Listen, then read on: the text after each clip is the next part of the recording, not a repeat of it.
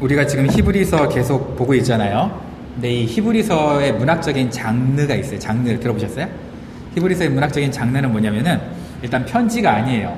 히브리서 이랬으니까 편지 같잖아요. 근데 편지가 아니고, 그렇다고 우리는 역사서는 아니죠. 히스토리가 아니니까, 그죠? 예언서는 더더욱 아니고, 그럼 뭘까요? 뭘까요, 이게 히브리서가? 논문이에요. 들어보세요. 논문. 논문. 이거 신학 논문이야. 그래서 목사님들이 히브리서를 많이 설교를 안 하시는 이유가 뭐냐면 어려워. 굉장히 어려워. 그리고 주제가 가볍지가 않아요. 주제가 가볍지가 않다는 거는 구원하고요. 구원 알죠, 여러분? salvation, 구원하고 성화, sanctification이 히브리서에서는 하나로 붙어 있어. 이게 신학적으로 왜 위험하냐면요. 여러분, 제가 항상 얘기하지만 로드십 살베이션, 그레이스 살베이션 얘기해 줬잖아요, 옛날에. 은혜로 구원받느냐 아니면 주되심으로 하나님이 주인이 되셔서 구원받느냐, 이건데요. 성화와 구원을 하나로 붙여버리면 우리가 예수님 믿는 사람답게 살아야만 구원받는가? 라는 질문이 생기거든요. 그죠? 행위랑 상관없이 구원받는다며. 그런데 이게 깊어지면 어떻게 된다고요? 히브리서는 어떻게 생각하고 있냐면 우리가 예수 믿는 사람답게 살지 않으면 네가 과연 구원받는 게 맞냐? 라고 우리한테 비아냥거리고 있어요. 이런 성경을 강해하려고 그러면 얼마나 힘들겠어요. 그죠? 성경이 이러니까 이게 강해가 어려운 거예요. 분명히 복음서는 믿기만 하면 구원받고, 로마서도 마찬가지고, 물론 이제 야고보서에서는 행위와 믿음이 분리되지 않는다라고 얘기하고 있지만, 히브리서에는 굉장히 어려운 주제, 구원과 성화가 붙어 있어. 하나로 봐. 믿음의 열매로 봐. 그러니까 사과나무에 사과가 열려야 사과나무죠. 사과가 안 열려도 여러분, 사과나무는 사과나무죠. 그죠? 근데 진짜 사과나무는 뭐예요? 사과나무에 사과 열매가 열려야 사과나무죠. 이런 어려운 게 있는 거예요. 그러니까 얼마나 헷갈리겠어. 성도들한테 설명하기도 헷갈리고 본인도 신학적인 작업이 잘 안 돼 있으면 헷갈리니까 이 히브리서를 설교하기가 어려운 거예요. 그래서 5장까지 왔는데 저도 굉장히 힘들어. 때려칠까? 하다가 끝까지 가자. 이러고 지금 하고 있는 거예요. 오늘 이제 성경의 본문에 들어가면은요, 앞부분에는 인간 중에서 대제사장의 역할을 하는, 여기 그는 인간 대제사장이에요. 여기 그는 예수님이에요. 헷갈리면 안 돼요. 알겠죠? 인간 가운데서도 하나님과 인간 사이에 다리 역할을 하는 대제사장, 이게 뭐냐면요, 원래 다리를 놓는 사람들이란 뜻이에요. 다리를 놓는 사람. 누구랑? 사람과 하나님을. 다리 놓는 사람이라는 뜻을 갖고 있는 게 대제사장인데, 이 대제사장은, 인간 가운데 선택된 대제사장은 자기도 연약함에 쌓여 있어요. 자기도 약해.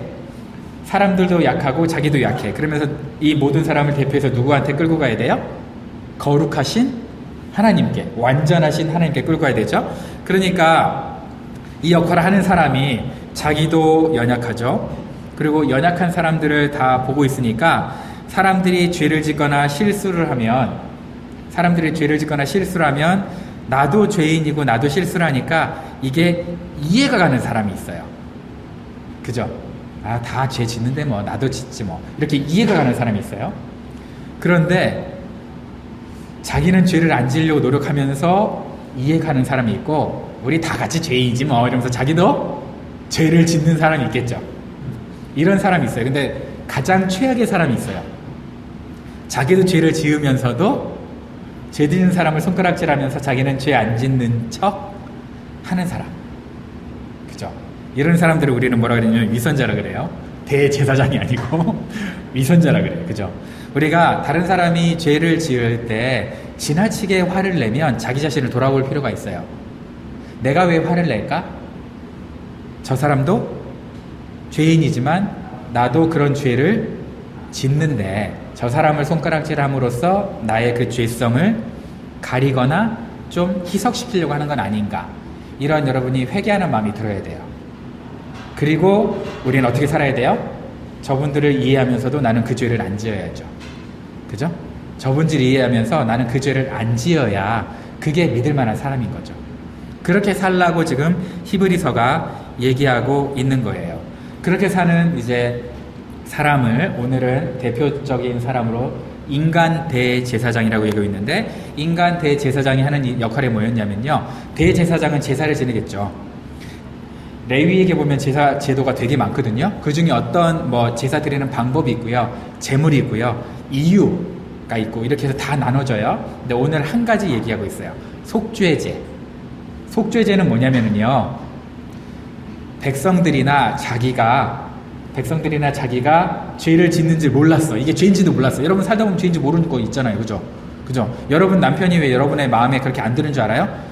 죄인지 몰라서 그래요. 그러니까 화내지 마세요. 그게 죄인지 모르고 그 짓거리 하는 거예요. 그러니까 아내가 너무 화내면 안 돼. 좀 이해를 해줘야지. 그 인간이 죄인지를 알고면 그러겠어요? 죄인지 모르니까 그렇게 그 잘못을 하는 거예요. 그러니까 용서를 해주세요. 이해해 주는데, 그게 죄인 줄 알았어. 그러면 이제 어떻게 해야 돼? 죄인 줄 알았으니까 그동안 쌓은 죄를 청산을 해야 되겠죠. 그게 속죄제예요. 미처 깨닫지 못했던 것을 어떻게 하는 거예요? 하나님 앞에 속죄하고 인간들에게도 속죄하는 거예요. 그걸 속죄제라고 해요. 그래서 내가 지금까지 알지 못했던 죄를 이제 죄로 인식하겠습니다. 죄로 깨달았습니다. 그래서 용서해 주세요 하는 게 속죄제야. 그걸 인간들이 했어요. 그러면 그 죄를 백성들만 지어요? 대제사장인 자기도 지어요? 대제사장인 자기도 지어요. 그죠? 그래서 인간 대제사장은 그렇다는 게 전반부의 설명이고요. 후반부, 그럼에도 불구하고 후반부, 예수님도 대제사장이신데, 예수님은 4장에 보니까 우리랑 똑같이 시험을 받았는데 뭐가 없어요? 죄가 없어. 죄를 안 지으셨어. 그러니까 예수님은 자신을 위해서 속죄제를 드릴 필요가 있어요? 없어요? 없어. 그래서 예수님을 속죄 제물로 얘기 안 했고요. 예수님은 화목 제물이 되시는 거예요. 아시겠죠? 그래서 성경에서 예수님 속죄 제물 아니야? 근데 예수님은 속죄 제물이 역할을 하시지만 그보다 더 중요한 게 뭐냐? 예수님은 자기 자신이 죄를 지으신 게 아니야. 그러니까 화목 제물이 되실 수 있어요. 그래서 성경에서 예수님을 속죄제로도 표현하기도 하지만 화목 제물로 얘기하는 이유가 거기에 있어요. 본인은 이제 죄가 없는 대제사장이 되시는 거죠. 여러분, 우리가 알지 못하고 짓는 죄 때문에 관계가 깨져요. 그죠? 왜냐하면 사람들이 알지 못하고 짓는 죄에 한두 번, 세네 번 이렇게 노출되다 보면은요, 제가 왜 저러지? 일부러 하나? 이런 생각이 들잖아요. 그죠? 그러다가 보면 관계가 깨져요. 근데 그 관계가 깨지지 않기를 하나님이 원하시는 거죠. 우리 하나님과의 관계도 마찬가지예요. 성경에 명확하게 이게 죄다 아니다라고 나와 있는데, 나는 그냥 내 기준으로 따르다 보니까 성경이 어떻게 써졌는지 모르니까 내 기준으로 살죠. 그러다 보니까 어떻게 돼요? 하나님은 그게 죄라고 하는데 나는 죄인 것 같지가 않은 거죠. 그러면은 이 갭이 너무 커지거든요. 그러다 보니까 뭐가 깨져요? 하나님과 나와의 관계가 깨져요. 여러분, 예배 드리는 태도, 자세, 제가 지난번에 얘기했잖아요. 그죠? 우리 자세, 마음가짐, 태도가 점점 스물스물 타락하다 보면 우리의 행동이 변해버리거든요. 왜 그러겠어요? 관계가 깨지니까 행동이 변하는 거예요. 여러분, 그러면 우리 행동이 깨졌다, 그거는 심각한 증상이거든요. 벌써. 근데 심각한 증상인데 그 증상을 우리가 모르고, 원인을 모르고 그냥 살다 보면 우리 신앙이 죽어버리는 거예요. 그래서 흘러 떠내려간다. 그게 4장 첫 절에 나오는 거예요. 너희 신앙 흘러 떠내려가지 않도록 조심해라. 근데 그 일이 있을 때 붙잡아줘야 되는 역할을 하는 사람이 누구냐? 그게 대제사장이라는 거예요. 우리가 그렇게 신앙이 스물스물해질 때, 흐물흐물해질 때 붙잡아주는 사람이 대제사장인데, 하나님과 사람 사이의 역할을, 화목제의 역할을 직접 감당하신 분이 예수님, 그리고 그걸 예수님의 그 역할을 감당한다라고 여러분에게 자꾸 잔소리해주는 분이 인간인 목사님인 거예요. 그래서 여러분들이 목사님과 안 친하잖아요. 그럼 여러분 신앙이 위험해져. 그래서 큰 교회에 다니면은 본인이 뭘로 이겨내냐면, 내가 그 큰 교회 다닌다라는 자긍심으로 이겨내는데, 문제는 그 교회 담임 목사님은 여러분을 몰라. 여러분을 몰라. 그러니까 여러분들이 담임 목사님과 목자님과 인격적인 관계를 하는 게 굉장히 중요해요. 물론 제가 너무 바빠가지고 여러분들이 저와 인격적인 교제할 시간이 많이 없는 거 알아요. 그건 제가 죄송하게 생각하는데, 여러분들이 정말 여러분 목장별로 목자님하고 친해야 되고요. 그리고 여러분 성도들끼리 서로 친해야 되고요. 무엇보다 여러분이 담임 목사님과 여러분이 친하지 않으면 이 속죄제, 죄를 깨달는 이 속죄제를 여러분이 놓치는 거고요. 예수님이 화목제물 되셔서 여러분과 하나님을 화목하게 하는 그 역할을 여러분들이 놓쳐버리는 거예요. 이거 놓치지 말라고 오늘 이제 5장이 얘기하고 있는데, 여러분 예수님은 인간의 연약함을 용납하시는 분이죠.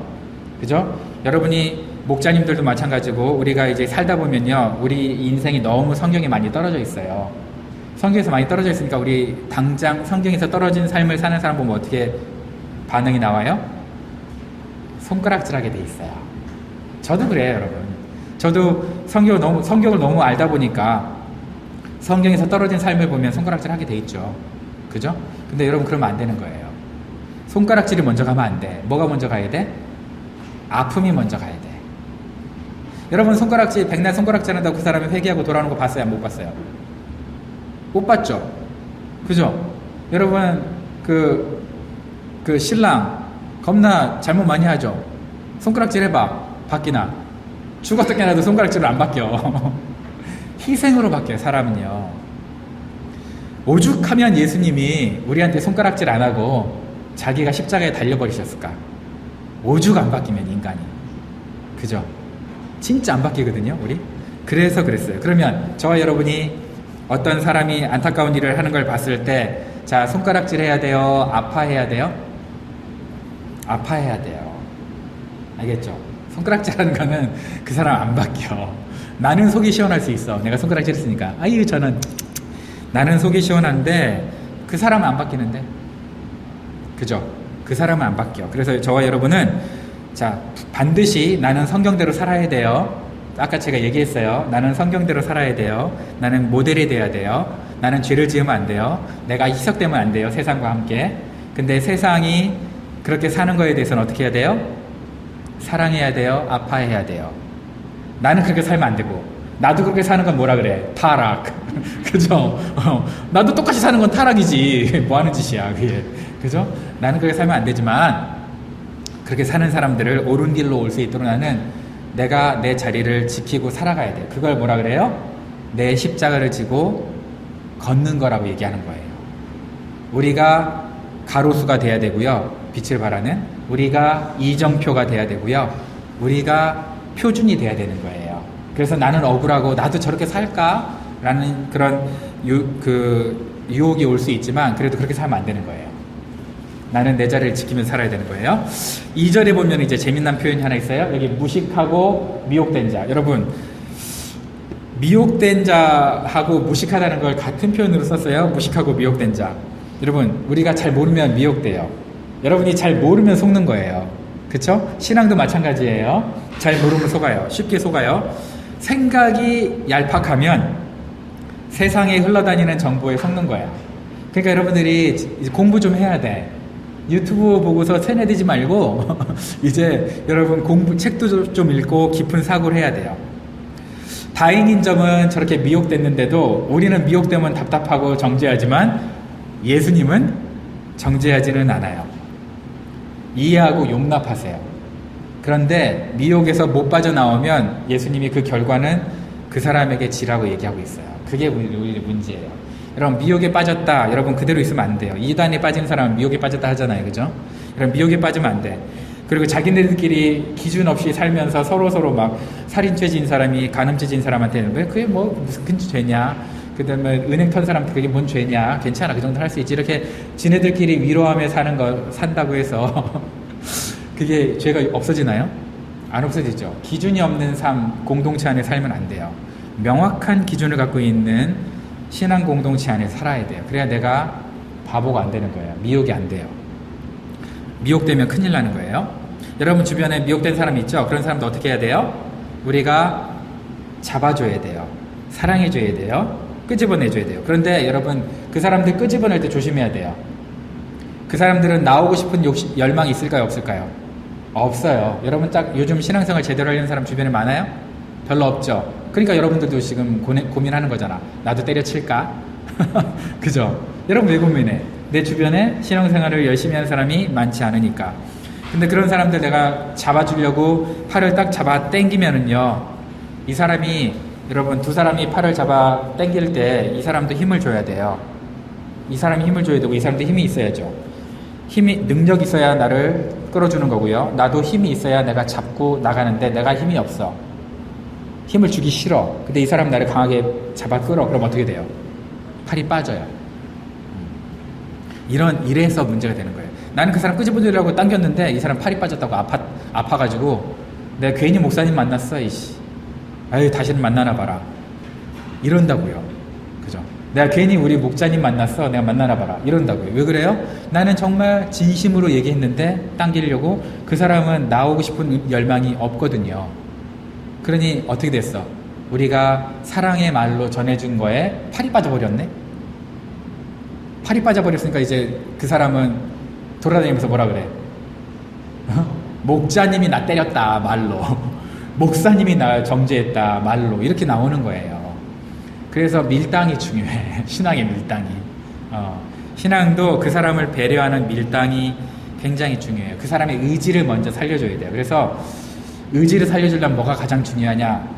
여러분, 그 교회에서 가장 중요한 게 뭘까요? 할 때 이제 한 5가지 나오죠. 예배, 기도, 순종, 섬김, 예수님, 뭐 이렇게 나오잖아. 그죠? 뭐가 제일 중요할까요? 그 사람을 건져내려면 기도가 중요한 거예요. 기도하고 가세요. 반드시 기도해야 돼. 여러분은 저 닮아가지고 기도의 능력을 무시하잖아. 그러니까 그렇게 그 지경으로 기도를 잘 안 하지. 그죠? 우리 토요일날 아침에 새벽기도 있어요. 아침 기도죠. 8시에. 새벽기도도 아니야. 아침 기도지. 그치? 여러분 줌으로 하니까 꼭 들어오세요. 그래서 같이 기도하고요. 여러분 8절로 넘어가 보겠습니다. 8절로 넘어가면 시간이 없으니까 8절 넘어갈게요. 8절이 없네. 8절에 보면은요, 그가 아들이시지만 받으신 고난으로 순종함을 배웠다 그래요. 예수님은 하나님의 아들이죠. 근데 예수님 하나님 아들인데 받으신 고난으로 순종을 배웠다. 그러니까 여러분이 하나님의 아들이다. 그럼 내가 하나님의 아들이다. 여러분 누구의 백을 갖고 있다. 그러면 여러분이 가장 원하는 게 뭐예요?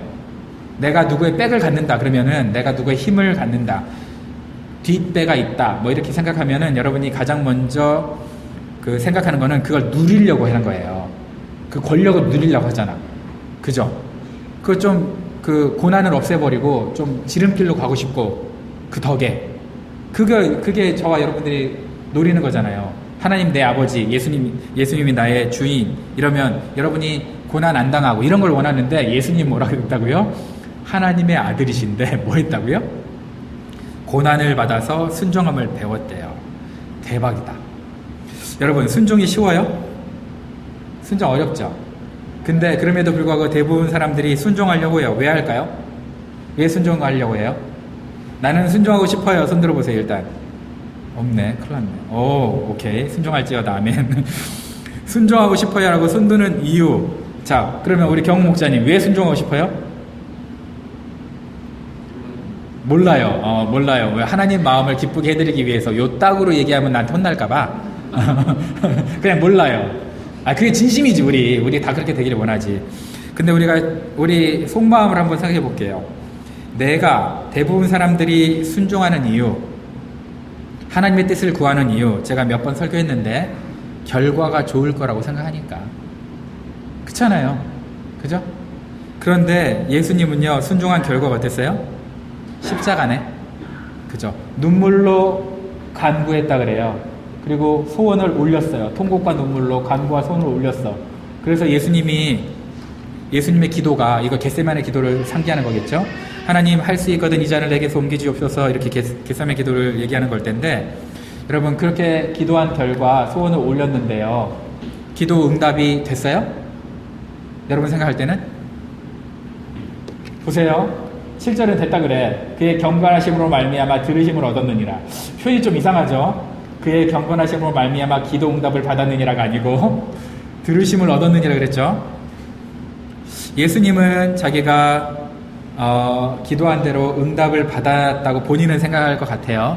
근데 우리가 봤을 때는 응답 안 됐잖아. 그죠? 7절에 그래서 뭐라 그랬냐면 응답되었다는 표현 대신에 하나님의 들으심을 얻었다라고 얘기하고 있어요. 참 애매한 표현이죠. 그죠? 왜 이렇게 애매하게 표현을 했을까? 저와 여러분은 기도 응답이 내가 원하는 방식, 내가 원하는 때를 요구하는 거잖아요. 그런데 하나님은요, 우리가 원하는 방식, 우리가 원하는 때가 아니라 결과도 내가 원하는 대로의 결과가 아니라 하나님이 가장 좋게 생각하시는 가장 아름다운 방법으로 가장 적절한 때에 우리한테 주시는 게 하나님의 기도 응답이기 때문에 그래요. 근데 저와 여러분들은 그게 싫어요. 왜? 나는 지금 당장 원하는 게 이건데 이걸 주시니까 그게 싫은 거죠. 그죠? 그런데 여러분, 하나님이 주시는 게 최고라고 생각하시고 여러분 믿을 수 있는 이유는 하나님이 저와 여러분들의 기도를 어떻게 한다고요? 듣기 때문에 그래요. 하나님이 저와 여러분의 기도를 들으세요. 여러분이 기도한 대로 응답은 안 해줄 수 있어요. 그런데 들으세요. 근데 이거를 여러분들이 들으신다는 걸 여러분들이 너무 쉽게 생각해. 왜냐하면 하나님을 무시하니까 그래요. 여러분이 전화할 때요, 여러분을 사랑하지 않은 사람들은 대강 하고 야 제가 원하는 대로 해줘라, 시끄럽다, 이렇게 해주는 대통령이 있을 수 있고요. 그죠? 여러분이 전화했을 때 계속 들어. 그런데 그건 내가 아무리 대통령이지만 너한테도 안 좋고 국가적으로 안 좋고 그렇게 하면 불법이야, 그건 아닌 것 같아 라고 대화하는 관계가 있어요. 여러분 뭐가 좋아요? 저와 여러분이 원하는 신앙생활은요, 하나님과 나와 인격적인 관계, 대화하는 거 별로 관심 없어요. 당장 저 문제 해결을 좀 되는 거예요. 그렇잖아요. 그리고 전화 한동안 끊었다가 내가 또 필요할 때 한번 전화하면 되는 거잖아. 그걸 원하는 거잖아. 그래서 우리의 신앙에 발전이 없는 거예요. 우리의 신앙에 발전이 없는 이유. 내가 원하는 것만 그냥 들어주면 돼. 그냥 도깨비 방망이면 돼. 하나님은 나랑 하나님이랑 무슨 관계야. 그런데 오늘 예수님은 우리에게 말씀하고 계세요. 그의 경건하심으로 말미암아 들으심을 얻었느니라. 야, 그게 중요한 게 아니고 대화가 통하는 사람이 중요한 거야. 너와 하나님과의 대화가 통하는 게 중요한 거지, 하나님이 너한테 뭘 해주고 안 해주고 보다 더 중요한 건 뭐냐? 관계라는 거예요. 근데 이걸 뛰어넘지 못하니까요, 우리가 항상 하나님이랑 어떤 신앙생활을 하느냐, 그냥 하나님 저 이 어려워요 해서 그냥 해결되면 끝. 그러면 또 한 1년 동안 어려움 없으면 그냥 내 멋대로 사는 거죠. 그죠? 그리고 또 갑자기 어려워지면 또 쫄래쫄래 나와가지고 뭐 이렇게 해주세요 이러다가 또 어려움이 없어지면 또 끝. 여러분, 누군가가 여러분에게 이런 신앙생활 하듯이 여러분과의 관계를 이용만 한다면 여러분 얼마나 마음이 아프겠어요. 그죠? 근데 우리는 어떻게? 우리는 하나님과의 관계를 그렇게 이용하는 거죠. 근데 오늘 성경에서 뭐라고 하느냐? 너가 정말 경건하게 순종하느냐? 여기 보니까 이제 경건이라고 그랬는데 옛날엔 경외라고 그랬어요. 여기 보니까 레버런스 미션이에요. 잘 번역했어요. 하나님께 순종하면, 그죠? 그의 순종하심으로 말미암아 들으심을 얻었느니라. 저와 여러분이 순종하면요, 하나님이 우리와 대화한다는 거예요. 대화. 결과는 몰라. 결과는 안 좋을 수 있어. 그렇지만 온전히 하나님과 대화하는 관계가 된다는 거예요. 여러분, 뭐가 더 좋으세요? 대화하는 관계 별로 안 좋죠? 이런 관계를 이런 사람을 뭐라 하냐면 이제 성경에 이렇게 얄팍한, 나의 기도 제목만 충족해주는 얄팍한 신앙생활을 뭐라 그러냐면요, 어린아이다 하고 있는 거예요. 이걸 이제 어린아이다, 젖만 먹는 어린아이다 라고 하고 있는 거예요. 그러니까 내가 신앙생활에 성장이 없죠.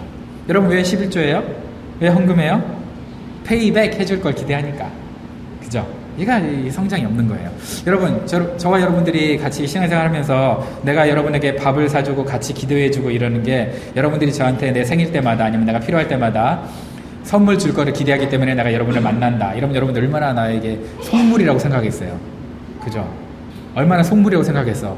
그런데 우리 하나님한테 그딴 식으로 대한다니까, 우리가. 근데 우리는 서로 마음을 잘 모르니까 그나마 다행이지, 하나님 마음을 알아보시는데 어떻게? 그죠? 하나님 마음을 알아보시는데 어떻게? 속이고 살 거예요? 이런 식으로 우리가 살면 안 된다는 거죠. 정말 진심으로 하나님 앞에 오픈 마인드로 하나님을 만나야 된다는 거예요. 그래야 하나님의 들으심을 얻을 수 있다는 거예요. 순종도 그렇게 해야 된다는 거예요. 그런데 여러분, 순종도 그렇게 하는 거 맞아요? 제일 처음부터 그렇게 순종이 돼요? 안 돼요. 그러니까 어떻게 하라는 거예요? 외식도 해본 사람이 진심으로 가는 거예요. 외식이라고 아예 안 해본 사람은요, 그 단계에서 끝나요. 진심 절대 안 가요. 무슨 얘기인지 알죠? 그래서 우리가 막 외식도 한번 해보는 거예요. 그리고 외식을 해본 사람이야 외식 밖에서 사 먹는 다이닝 아웃을 말하는 게 아니에요. 이팅 아웃을 말하는 게 아니에요. 외식도 한번 해봐야 이 사람들이 어떻게 되는 거예요? 진심으로, 아, 나 이렇게 외식하기 싫은데 하면서 진심으로 변화되는 거예요. 여러분, 엄마 아빠한테 진심 아니어도 사랑해요 이런 걸 어렸을 때부터 해본 애들이야 20대 30대에서 정신 차렸을 때 엄마 아빠한테 사랑해요 할 수 있어요. 그죠? 똑같은 거예요. 우리가 외식적인 신앙생활도 열심을 가지고 해본 사람만이 진심으로 하나님과의 관계 확신으로 들어갈 수 있어요. 그 벽을 통과해서. 반드시 필요한 계단이에요. 근데 자기는 나는 마음이 없는 거 안 해? 평생 마음이 안 생겨. 진짜 평생 마음이 안 생겨요. 그게 문제인 거죠. 우리 11절에 보니까요, 이제 이 사람이 이렇게 어린아이 같은 사람들한테 좀 화가 났어. 보니까 저자가 할 말은 많지만 청중들이 듣는 것에 둔하대. 니네가 너무 듣는 것에 둔해가지고 설명하기 어려워. 자, 여러분 여기서 빡침이 느껴지세요? 야, 니네 듣는 게 둔해가지고 설명하기 어려워. 설명 안 할래. 아이 진짜 이런 빡침이 느껴지냐고, 저자에. 그죠? 지금 그런 거예요. 2절에 보니까 무식하고 미혹해. 이게 여러분, 성도한테 무식하고 미혹됐다 얘기하기가 쉬워요? 이게 요즘 담임 목사들 이랬다가는 쫓겨나죠. 그죠? 감히 성도한테. 근데 그 사람들한테 또 이렇게 자기 감정 표현까지 해. 너희가 둔하니까 나 설명 안 할래. 이렇게. 이게 둔하다는 표현이요, 노드로스야. 놀스로드가 아니고 노드로스인데, 노드로스라는 단어가 6장 12절에 나와요. 거기 뭐라고 했냐면 게으르다. 자, 여러분, 말씀 듣는 게 게으르고 하나님 말씀 읽는 게 게으르대요. 찔리죠? 하나님 말씀 읽는 게 게으르대. 그래서 하나님 말씀에 대한 자세나 태도가 태만하다, 이런 뜻이야. 자세나 태도가. 그래서 여러분들이 듣는다고 그냥, 여러분 히어링과 리스닝 차이 알죠? 히어링은 그냥 들리는 거잖아요. 그죠? 근데 리스닝은 뭐예요? 내가 좀 귀를 쫑긋해서 듣는 거예요. 듣는 이유는 순종하려고. 이게 히어링과 리스닝의 차이예요. 그래서 여러분들이 순종하기 전 단계 집중해야 될 거를 여러분들이 먼저 연습을 해야 돼. 저 사람이 뭐라고 하는지 집중하는 거. 자, 이제 남편한테 얘기할게요. 남편이 아내한테 얘기하는데 아내가 못 알아듣고 막 그 얘기가 아닌데 딴 얘기하면 남편 짜증나죠. 내가 말하고 하자 하는 거는 이건데, 이 핵심을 모르고 다른 데에서만 막 공감 많이 해줘. 왜냐면 아내들은 공감은 잘 해주잖아요. 그죠? 근데 남편이 얘기하는 핵심이 이거거든요? 근데 아내는 요거는 이해 못하고 주변에 막 우리 남편이 어이구 우리 그랬겠다, 어이구 우리 신랑 왜 그랬어, 내가 나쁜 엑스네 막 이러면서 요것만 공감해주면 기분은 좋은데 짜증이 나거든요. 여러분도 잘 모르죠. 아내들은 잘 몰라 그게 뭔지. 기분은 좋은데 짜증이 나거든요, 사실. 근데 지금 그런 거예요. 우리가 하나님 말씀을 정확하게 들어야 되거든요. 정확하게 들어야, 집중해서 들어야, 그 말씀에 대해서 부지런하게 들어야 내가 하나님이 무슨 말씀을 하는지 이해를 할 수가 있어요. 먼저 이해를 해야 그 다음부터 순종이 쉽잖아요. 이해가 안 되는데 순종이 그렇게 쉽진 않거든. 아마존이 내 건가 누구 건가. 아마존이 오네요. 네, 좀 받아주시고요. 누가 아마존 왔어요. 네, 우리 아닌가? 모르겠어요. 네, 어쨌든 받아주면 좋을 것 같아요.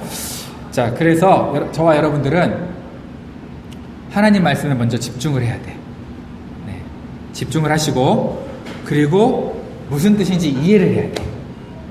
그리고 나서 순종하려고 억지로라도 순종해야 돼. 그래야 이 모든 게 진심으로 바뀌어요. 좋은 습관으로 바뀌어요. 이거 꼭 기억해야 돼요. 이걸 안 하는 사람을 뭐라 그러냐면, 이제 여기 보니까 둔하다. 둔하다는 건 뭐라고요? 게으르다. 우리 게으르대요. 신앙이 게으른 사람은 퇴보하죠. 성장이 없죠. 성장이 없는데 지금 여기 보시면은요, 때가 오래되었으므로 너희 오래 살았지, 신앙생활 열심히 했지, 그래서 너희가 마땅히 선생이 되었을 터인데 너희가 다시 하나님의 말씀에 초보에 대하여 누구에게서 가르침을 받아야 할 처지이니, 이러면서 젖을 먹는 자마다 어린아이다. 이게 좀 어려운 말씀 같은데요. 그냥 쉽게 얘기해 볼게요. 그냥 우리가 여기서 뉘앙스를 한번 발견해 보세요. 너 신앙생활 오래 했지? 너 마땅히 어느 정도 수준이 돼야 돼? 근데 너 그냥 하나님 말씀의 초보, 이게 뭐냐면 예수님 믿으면 구원받는다, 이게 말씀 초보거든요. 너 예수님 믿으면 구원받는다, 그거를 너 다시 들어야 될 것 같아 라고 얘기하는 거예요. 이 신칭은 예수님 믿고 구원받는 거 너 다시 들어야 돼, 너 세례받은 그 따위로 다시 돌아가야 돼 라고 얘기하는 게 뭐냐면, 야, 기본기가 중요해, 기본으로 돌아가자, 이런 얘기일까요? 아니면은, 잘 들어야 돼요, 여러분, 이 뉘앙스를, 야, 기본기가 중요하니까 기본으로 돌아가야 돼, 이런 얘기 같으세요? 아니면 아이고 기본도 안 된 새끼, 이거 같으세요? 두 번째 같죠? 답답해 뒤지겠는 거야 이제. 그래, 너 100년간 이 신칭을 얘기하는데, 믿음으로 구원받는다고 하는데, 당최 네 신앙은 얼마나 성장했냐? 너 지금 선생 돼야 되는데, 야, 너 지금 이 신칭이 그냥, 그래, 백날 이 신칭 얘기해라, 이런 얘기예요. 뭔 얘기인지 알겠죠? 그거를 이렇게 논문이니까 겁나 어렵게 이렇게 쓴 거예요. 비아냥거리면서. 아시겠어요? 네. 그래서 저와 여러분들이 약간의 이 비아냥을 좀 받아들이면서 우리 자신을 좀 이렇게 살펴봐야 돼요. 야, 너 진짜 선생이 돼야 될 수준이라면서 너 이 신칭은 백날 얘기하는데 가르침을 받아야 될 처지네, 왜 아예 한 살로 다시 돌아가지? 이런 얘기인 거예요. 20살짜리한테. 한 살로 돌아가서 살아, 그래, 젖이나 먹고 살아라 임마, 이거인 거예요. 기본이 중요하다 아니에요. 이걸 기본이 중요하다고 설교하시는 분도 있더라고. 내가 어이가 없어가지고. 그래서 지금 주제는 뭐냐, 저와 여러분들은 단단한 음식을 먹어야 되는 사람입니다 라는 거예요. 소화할 수 있는 단단한 음식을 분별하고 정말 바르게 살아가야 된다, 경건하게 살아가야 된다, 이걸 지금 얘기하고 있어요. 여기도 여러분, 지각을 사용함으로 선악을 분별이라고 했어요. 선악을 안다고 하지 않고 분별이라고 했어요. 선악을 아는 거하고 분별하는 거 일부러 이 히브리서 기자가 얘기한 거예요. 왜냐하면 선악을 안다 그랬으니 여러분 뭐가 생각나요? 선악과. 그건 뭐예요? 보면 돼, 먹으면 돼, 보암직도 하고 먹음직도 하고 그러기만 하면 돼, 그죠? 그러면 선악을 아는 거예요. 그런데 지금 선악을 알라고 얘기하고 있지 않아요? 선악을 분별하라고 했어요. 그건 뭐냐면 내가 삶 가운데 아는 걸 실천해보고 경험해보고 그러라는 거예요. 그게 선악을 아는 거예요. 근데 선악을 분별하는 거예요. 근데 지금 요즘 사람들은 자기가 안다고 하는 착각 속에 살아요. 내가 예수님을 안다는 착각, 내가 성경을 안다는 착각, 그런 걸 메타 무지라고 해요. 들어봤어요? 메타인지 들어봤죠? 근데 자기가 알면서도 진짜 아는 게 아니야. 그냥 여기저기서 흘려들어가지고 세네 명이 얘기한 거 흘려들어가지고 그냥 알고 있는 그 수준, 그걸 메타 무지라고 하거든요. 메타 무지. 근데 알고 있는 게 아니죠. 정확하게 알고 있는 것도 아니고. 그래서 제 친구들 중에 이렇게 요즘 정확하게 알지도 않으면서 자꾸 나한테 세네 번 얘기하면 저는 그거를 이제 그냥, 저도 나쁜 습관이 하나 생겼어요. 친구가 보는 데서 유튜브를 구글로 검색을 해버려. 여러분들 제가 설교하는 거를 구글에 검색해도 돼. 괜찮아. 저는 그냥 완전 오픈. 여러분보다 내가 더 나을 거니까. 완전 오픈. 구글로 검색하세요. 진짜인지 아닌지. 구글로 검색하면요, 뻥이 게 많아. 그래서 내가 친구한테 보여줘. 이 메타 무지 새끼야, 이러면서. 그러면 안 되는 거예요. 그러니까 알겠죠? 저와 여러분들 잘 알아야 돼요. 잘 알면서도 어떻게 해야 돼요? 말씀을 경험해야 돼요. 여러분, 어떤 사람들이 식당에 딱 가서 의자에 앉더니만 갑자기 가방에서 우유를 딱 꺼냈어요. 남자들이. 그러더니 젖병을 물면서 막 빨아먹고 있어. 어우, 맛있다. 여러분, 이런 사람들을 보면은 어떻게 보이세요? 한 25 먹은 청년들이 4명이 커피만 앉아가지고 여기 앉아서 젖병 꺼내가지고 젖병을 먹고 있어. 여기서 어떻게 보이세요? 정신 나간 걸로 보이죠. 그죠?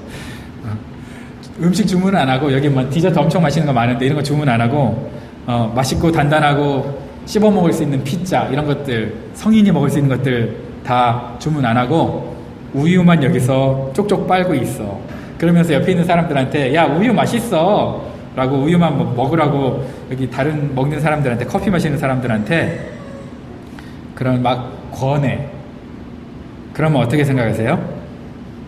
정신 나갔죠? 그죠? 근데 우리가 이런다는 거예요. 저와 여러분들이 왜 이러느냐? 순종하기 싫으니까. 순종 단단하죠? 그죠? 순종 굉장히 단단한 음식이에요. 쉽지 않아요. 근데 여러분 하기 싫잖아. 그러니까 불순종. 우유 먹고 싶잖아. 그냥 난 우유만 주세요. 우유 마셔요. 이런 거 있어요. 이런 노래. 밥 먹고 튼튼해져요. 몰라요? 저랑 세대가 다른구나. 이 목사님 전해준 한 병의 초코우유 처먹고 설사하면 뭐 이런 게 있어요. 이런 게 있는데, 어쨌든 저와 여러분들이 오늘 여기서 말씀하고 있는 단단한 음식은 순종을 말하는 거예요. 순종을 우리가 하기 싫은 거죠. 날이 갈수록 내 신앙 지키기도 어려운데 순종까지 하라 그러니까 저 사람 순종 안 하잖아. 왜 나는 순종해야 돼? 이런 생각 들잖아요. 나는 손해보는 것 같잖아. 그죠? 나만 손해보는 것 같아. 그런데 여러분 잘 생각해야 돼요. 하나님 우리를 부르신 거는요, 모델이 되라고, 정말 옳은 길을 가라고, 네가 그 자리를 지키라고, 보여주라고, 세상한테 보여주라고 하는 거예요. 제 친구가 와가지고 막 울면서 하소연을 했어요. 야, 목사들이 뭐 이제 이렇게 사냐, 뭐 메트로타운 걸어가면 발에 치이는 게 목사, 이런 얘기를 들었다는 거예요. 목사고 그 다음에 손해보는 것 같고, 야, 우리 교회도 뭐 우리만 계속 선교하고 막 이러는데 하지 말자. 막 내가 정말 제대로 하는 거 맞나? 교회 때려치자? 이러면서 지만 때려치면 되는데 왜 나까지 때려치자고 그래. 그치? 그래가지고 와가지고 막 하소연 하는 거예요. 그래서 내가 지금 리튼 때문에 머리 아파 죽겠는데 지금 네 사소연해 드려야 되냐 뭐 이러면서 내가 그랬는데, 이런 생각이 들더라고요. 하나님 정말 이제 이쯤에서 그냥 재림하세요. 지금 적기다 그냥. 저 인간도 지금 상처받고 너무 힘들다. 그냥 이 리튼도 막 불나고 더 이상 인내하며 기다리지 마시고 그냥 지금 오시면 어때요? 좋아. 일주일 안에 오셔라. 내가 딜을 했어, 예수님이랑. 자, 일주일 동안 오세요. 여러분, 일주일 안에 예수님 오시면 여러분 어떻게 신앙생활하겠어요? 어떻게 하실래요? 자, 일주일 너무 멀다. 내일 당장 예수님 오신다 그러면 여러분 어떻게 신앙생활 하실 것 같으세요? 내일 당장 오신다. 이런 우리가 생각으로 하루하루를 최선을 다해서 살아가야 되지 않을까요? 그죠? 내일 당장 오신다는 마음으로 이렇게 해야 돼요. 저도 하나님 당장 오세요. 좀 더 하나님이 늦게 오신다고 더 이상 하나님을 사랑할 만한 사람들이 생기진 않을 것 같은데요. 날이 갈수록 자기 배만 채우고 날이 갈수록 신앙이 죽어가는 사람들만 많지 신앙이 성장할 것 같지는 않은데요. 그냥 지금 오세요 라고 제가 기도를 했더니만 성령님이 저한테 이렇게 얘기했어요. 니 때문에 못 간다 임마. 니 때문에 못 간다 임마. 잘 들어요. 너나 잘해 이런 얘기가 아니고 니가 아직 덜 성숙해서 못 간다 임마 이거예요. 그러면서도 나는 너에게 기회를 주고 있는 거야. 너에게 기대하고 있어. 두 가지 같이 있는 거예요. 무슨 얘기인지 알겠죠? 너에게 기회를 주고 있어. 너가 정말 성장하는 모습이 난 너무 보기 좋아서 지금 데려가면 너가 지금 덜 익었거든. 너가 좀 더 성숙해서 내가 자랑할 만한 사람이 될 때까지 너에게 기대감을 가지고 기다리고 있어. 이렇게 저한테 말씀하고 있는 거예요. 하나님이 여러분들에게도 기회를 주시면서 그렇게 얘기하실 거예요. 야, 이겨내. 내가 지금 너를 기대하고 있어. 너가 성장하기를 기대하고 있어. 너가 얼마나 연약한지 알지만 그러나 순종하고 성장할 걸 내가 기억하고 있어. 기대하고 있어. 그러니까 성장하고 기다리면 내가 곧 갈게 라고 얘기하고 있는 거죠. 여러분, 오늘 예수님은 유별난 사람이라고 얘기하고 있어요. 멜기세덱의 반차를 쫓은 대제사장이다 이렇게. 그냥 여러 가지 의미가 있지만 진짜 유별나다 이런 얘기예요. 그렇게 해석하면 돼요. 아시겠죠? 세상이 저 여러분을 볼 때 어떻게 해야 된다고요? 진짜 유별나다. 제발 이런 소리 좀 들어봅시다. 나쁜 의미의 유별나다 말고, 나쁜 의미의 유별나다 말고, 야, 너는 진짜 그리스도 맞는 것 같네. 진짜 유별나다. 세상 사람들 다 저 따구로 사는데 너 참 매길 새댁이다. 유별나다. 이런 소리는 들어야 되지 않겠습니까? 여러분, 우유 맛있다고 우유 마시면서 그 쭉쭉 빨아먹고 그러지 말고 이제 순종이라는 단단한 식물 드시면서 선악을 분별하고 기준이 되는 저 여러분이 됐으면 좋겠습니다.